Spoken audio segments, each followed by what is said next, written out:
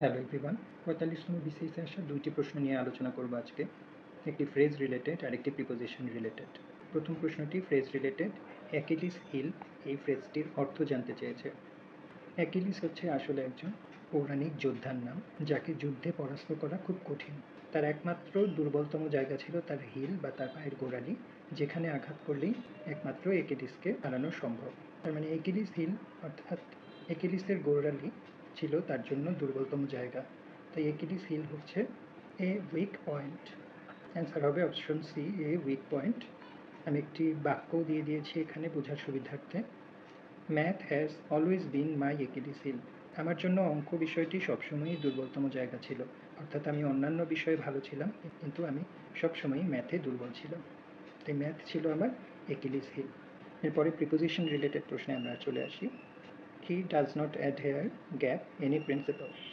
অ্যাডহেয়ারের পরে সবসময়ই appropriate preposition হিসেবে টু বসে।